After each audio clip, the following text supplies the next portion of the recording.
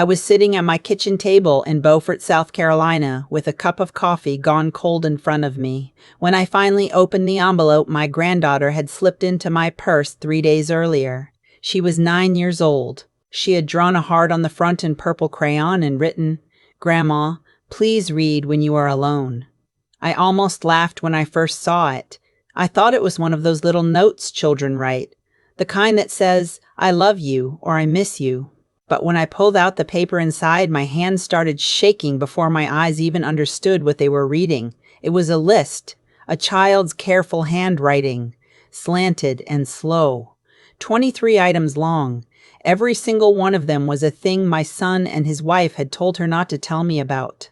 Things they had bought, trips they had taken, the pool they were installing in the backyard of the house I had co-signed for in 2019. I put the paper down. I drank the cold coffee in one swallow because my mouth had gone dry. I sat there for a long time, listening to the refrigerator hum and the live oak outside the window scratching at the gutter, the way it had been doing for 41 years. My name doesn't matter much for this story, but I'll tell you anyway. I'm 72 years old. I was an emergency room nurse for 36 years at the regional hospital before I retired in 2016. My husband Howard passed in 2021 from a heart attack that came so fast he never even made it out of the recliner. He left me a paid-off house, a pension that pays me $2,847 a month before taxes, and a life insurance policy worth $412,000 that I deposited into a savings account I told nobody about. Nobody, that is, except my son, because I trusted him, because he was my only child, and because for 51 years I had believed that the love between a mother and her boy was the kind of thing could rot. I was wrong. And I want to tell you exactly how I found out. His name is Garrett. He's a regional sales manager for a medical equipment company, and he earns somewhere north of $180,000 a year. His wife, my daughter-in-law, is named Tabitha, and she works part-time at a boutique in Mount Pleasant selling overpriced sundresses to tourists. They have 2 children. The boy, Mason, is 11. The girl, Pippa, is the one who left the note in my purse. When Howard died, Garrett and Tabitha drove down from Charleston and stayed with me for the funeral week. Tabitha cooked for me. She held my hand at the graveside. She told me, with tears in her eyes, that I would never be alone, that family was everything, that they would take care of me the way I had taken care of Garrett his whole life. And I believed her. Lord help me, I believed every word. 6 weeks after the funeral, Garrett came to me with a problem. He needed a cosigner on a mortgage. He had found the perfect house in Mount Pleasant, 4 bedrooms, a porch wrapping all the way around, walking distance to the marina. The bank wanted a cosigner because they were already carrying credit card debt and a boat loan. He looked at me with those same brown eyes he'd had when he was 4 years old, asking for a popsicle, and he said, "Mom, I know it's a lot to ask, but you'd really be saving us." I signed. Of course I signed. The mortgage was $4,200 a month, and I told him I'd help with the down payment too. I wrote him a check for $80,000. He cried. He hugged me. He told me I was the best mother in the world. And then over the next 3 years, slowly, quietly, like water seeping under a door, the requests kept coming. Mason's private school tuition, $1,650 a month. They couldn't quite swing it, Tabitha said, with the new house and all. Could I help just for 1 year? Of course I could. Then it was Pippa's tuition too. Then it was the orthodontist for Mason. Then the car insurance because Tabitha had been an fender bender and the rates went up. Then the gym membership, the streaming subscriptions, the wine club, the long service, the pool maintenance for the pool I didn't even know they had installed yet, the cleaning lady who came twice a week, the country club initiation fee, the kids' summer camp, the dance classes, the soccer league. Each one came wrapped in love. Each one came with a thank you and a promise that it was just temporary. Just until things settled down. Just until Garrett got his bonus. I never said no. I want you to understand that. I never said no a single time. By the spring of last year, the automatic payments coming out of my checking account every month had grown into something I had stopped tracking. I knew it was a lot. I knew I was eating into my savings. But every time I saw Pippa on FaceTime, every time Mason sent me a drawing in the mail, every time Garrett called me on a Sunday and said, "Mom, we love you. We don't know what we'd do without you," I told myself it was worth it. They were my family. What was money for if not to take care of family? What was money for if not to take care of family? Then came the porch. The day on the porch. It was a Sunday in April. I had driven up from Beaufort to Mount Pleasant, a 2-hour drive I made about once a month. I hadn't told them I was coming. I wanted to surprise the grandchildren. I had a tin of the lemon bars Mason loved on the passenger seat and a new sketchbook for Pippa, who had started drawing horses and dolphins and was getting very good at it. I pulled into the driveway behind Tabitha's SUV. I walked up the brick path I had paid the landscaper to lay. I rang the doorbell. I could hear them inside. I could hear Tabitha's voice, sharp and clear, saying something to Garrett. I could hear Garrett laughing. I rang the bell again. The door opened maybe 4 inches. Tabitha stood there in a silk robe with her hair wet, and she did not invite me in. "Oh," she said, "we weren't expecting you." "I brought lemon bars," I said. I held up the tin like an idiot, like a child showing off a drawing. "The kids aren't here. They're at a birthday party." She looked over her shoulder at something I couldn't see, and then she looked back at me, and her face did something I had never seen it do before. It tightened.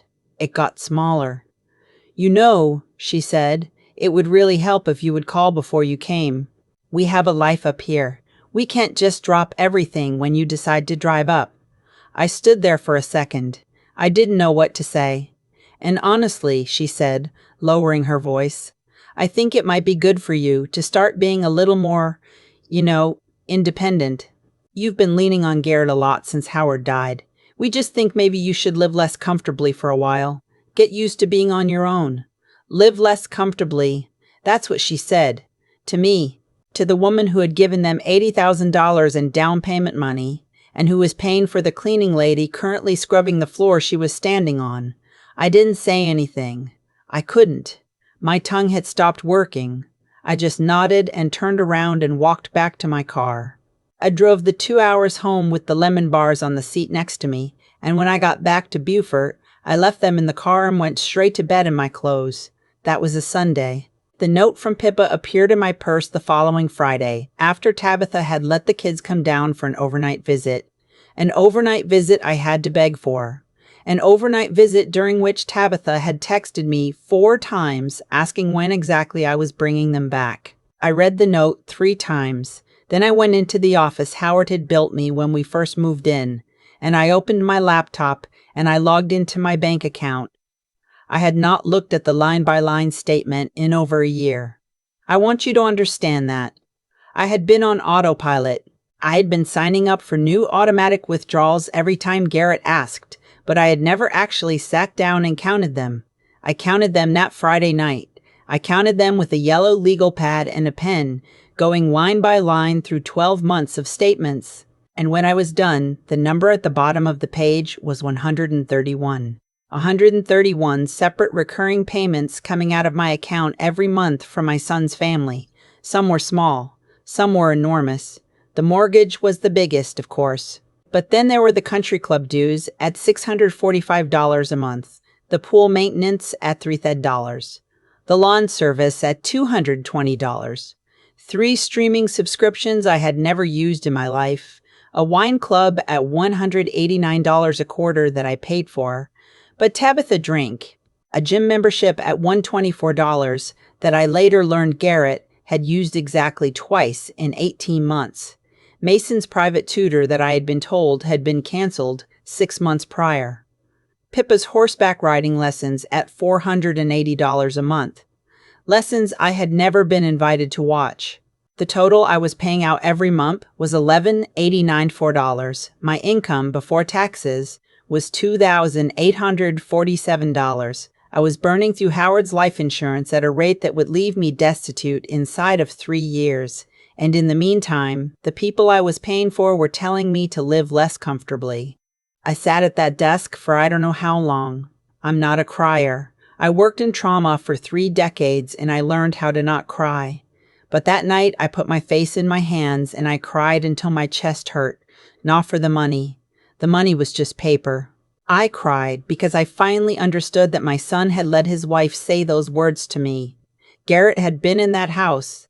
Garrett had heard her. And Garrett had laughed. The next morning I called my lawyer. His name is Mr. Hollis, and he had handled Howard's estate, and I trusted him. I told him everything. I read him the list. I read him the note from Pippa. He was quiet for a long time on the other end of the phone. Then he said, "Come into my office on Monday. Bring every statement you have." That weekend, I did something I had not done in 51 years. I made a plan against my own child. Monday morning, Mr. Hollis sat with me for 4 hours. He walked me through every option. The co-signed mortgage was the trickiest piece. He said I could not simply remove myself from it, but I could stop voluntarily contributing to it, and if Garrett missed payments, the bank would come after both of us. He recommended I consult with a financial planner who specialized in elder financial abuse, and he gave me a card. He told me that what was happening to me had a name. It was called undue influence, and it was, in many states, a prosecutable offense. I did not want to prosecute my son. I want you to know that. Even at the worst of it, I did not want him in prison. I wanted him to wake up. I wanted him to see me again. So here's what I did. I will tell you in order because I think the order matters. The first thing I did was open a new checking account at a different bank, a small credit union in Beaufort where Howard and I had banked before we moved everything over to the bigger institution. I moved my pension direct deposit there. I moved the remainder of the life insurance, which had dwindled to $241,000, into a money market account they could not see and could not touch. The second thing I did was log into my old checking account and, one by one, cancel every recurring payment. All 191 of them. It took me 2 days. I sat at the kitchen table with my laptop and my coffee, and I clicked cancel, cancel, cancel. I felt my heart pound every time. The country club, gone. The pool guy, gone. The streaming services, gone. The wine club, gone. The schooner that had supposedly been canceled 6 months ago, gone. The tutor that had supposedly been canceled 6 months ago, gone. The mortgage payment, the big one, I left for last. I stared at the cancel button on that one for a full 10 minutes. Then I clicked it. The third thing I did was write a letter, not a text, not an email, a letter. 3 pages, handwritten, on the stationery Howard had given me for our 40th anniversary. I told my son everything I had found. I told him I knew about the pool. I told him I knew about the country club. I told him I had heard what Tabitha said to me on the porch, and that I had no doubt he had heard it too. I told him that I loved him. I told him I would always love him. But I told him that I was done. I was not his bank. I was not his safety net. I was his mother, and being his mother had stopped meaning being his wallet. I told him one more thing. I told him that I had the note Pippa had written. I told him I had it locked in a safe. I told him that one day, when she was older, I would give it back to her, and she would know that her grandmother had heard her, and that her grandmother had acted. I mailed the letter on a Wednesday. By Friday morning, my phone was ringing. I let it ring. I let it ring. I let it ring. I did not pick up for Garrett. I did not pick up for Tabitha, who left voicemails that started icy and ended hysterical. I did not pick up for the unknown numbers that I suspect were her sister and her mother calling on her behalf. The first voicemail from Garrett on Saturday morning was the one that broke me. He was crying. He was actually crying. He said, "Mom, please, please pick up. I didn't know. I didn't know how much it was. Please, Mom." I didn't pick up, but I saved that voicemail. I still have it. The next 2 weeks were the strangest weeks of my life. The first bills started bouncing. Tabitha posted something passive-aggressive on Facebook about how some people in this world only care about themselves and how karma comes around. I had been blocked from her account for over a year and only saw it because my niece in Atlanta sent me a screenshot. The country club called Garrett to tell him his membership had been suspended. The private school sent a letter saying Mason's tuition was 3 weeks past due. The cleaning lady stopped showing up because nobody was paying her. And then, on the third Sunday after I had sent the letter, Garrett showed up at my front door alone. He had driven down from Mount Pleasant by himself. No Tabitha, no kids. He stood on my porch in a wrinkled shirt, and he looked like he had not slept in a week. He held a paper grocery bag in one hand.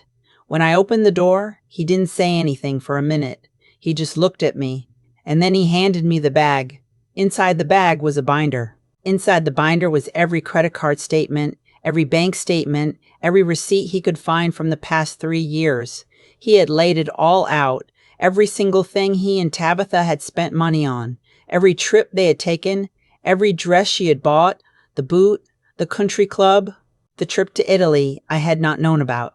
He had highlighted everything in yellow. And at the back of the binder was a letter from him.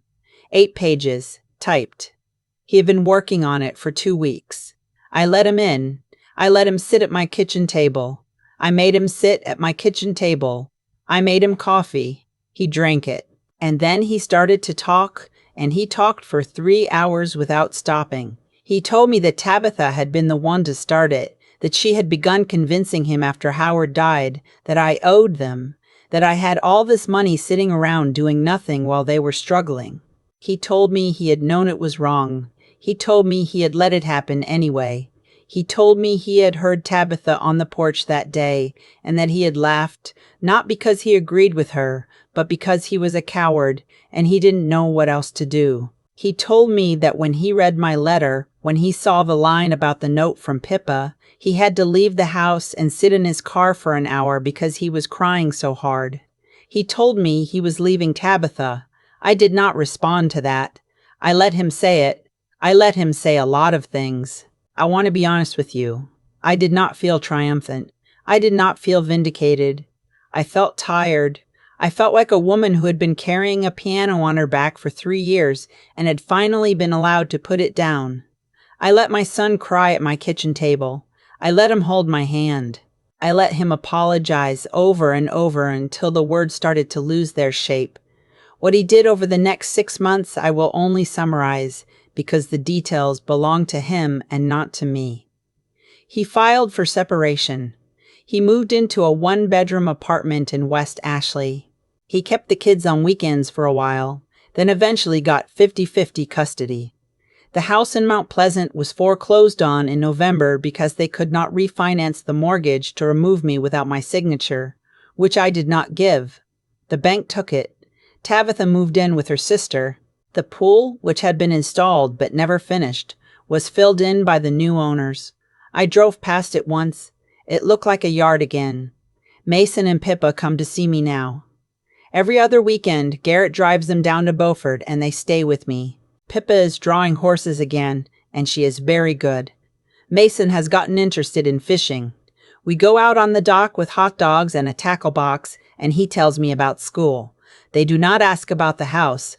They do not ask about their mother, who is in their lives, but in a different way now. Children adjust faster than adults give them credit for. Garrett comes too sometimes. He sleeps in his old bedroom. We do not talk about Tabitha. We talk about Howard. We talk about when Garrett was a kid. We talk about when Garrett was a kid. We talk about the people we used to be before all of this. He is in therapy now. He has been for over a year. I think he is becoming someone I recognize again. I want to tell you something I have learned, because I think this is the part that matters. When you spend your whole life loving someone, you start to confuse love with rescuing them. You start to think that every time they reach out their hand, your job is to put something in it. And it feels like love. It does. It feels like the most beautiful, sacrificial, motherly thing in the world. But it is not love. Or rather, it is love that has been hollowed out and worn like a costume. Real love sometimes has to say no. Real love sometimes has to let your child fall. Real love sometimes has to close a checking account and write a letter on stationery, and then sit by the phone, terrified, listening to it ring. I am 72 years old. I have $238,000 in savings left, my pension and a paid-off house. I am, by every reasonable measure, comfortable. I am, in the way Tabitha used the word that day on the porch, very comfortable indeed. But I'll tell you what I do every Sunday morning now. I make myself a cup of coffee.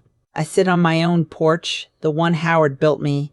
I watch the sun come up over the marsh grass, and I think about the granddaughter who slipped a note into my purse and saved my life with 23 lines of crayon. I think about how she will grow up and how, one day, I will give that note back to her, and I will say, "This is the thing you did for me when you were 9 years old. This is the moment I started living again." If you are watching this and you are taking care of grown children who are taking from you, I want you to do one thing. Just one. Open your bank statement, not the summary, the full line by line. Sit down with a yellow legal pad and a pen and count every recurring withdrawal that goes to support someone who is not you. Count all of them, add them up, and then ask yourself, honestly, who told you that love had to look like this? Because I will tell you, from the other side of it, it does not. It looks like a porch in Beaufort. It looks like a granddaughter's drawing on the refrigerator. It looks like a son who is finally becoming a man because, for the first time in his life, his mother let him. That is what love looks like, and I had to lose almost everything to learn it. I've thought about that Sunday on the porch 1,000 times since it happened. The lemon bars on the passenger seat, the silk robe, the 4-inch gap in the door, and I've come to understand something that took me 72 years to learn, and I want to leave it with you before I stop talking. Every dollar I gave Garrett and Tabitha was supposed to be love. That's what I told myself. But love and money are not the same thing, and the longer I confused them, the smaller my son got. Not physically. As a person, he shrank. Tabitha did not become entitled by accident. She became entitled because I trained her to expect it. Every time I said yes when I should have said, "Let me think about it," I was teaching both of them that my limits did not exist. And people without limits are not real to others. They are vending machines. You don't thank a vending machine. You kick it when it stops working. That is the law of cause and effect that nobody warned me about when I was young. What you allow, you create. The porch did not happen to me by chance. The porch was the harvest of 3 years of yeses. I planted that field with my own hands. When I finally canceled those 131 payments, I was not being cruel. I was returning to my son the dignity I had been quietly stealing from him by paying his way through his own adult life. A man who does not pay his own mortgage is not a man yet. A man whose mother covers his country club dues is a boy in an expensive shirt. I'd been keeping Garrett a boy. I see that now, and the only way to give him back his manhood was to stop.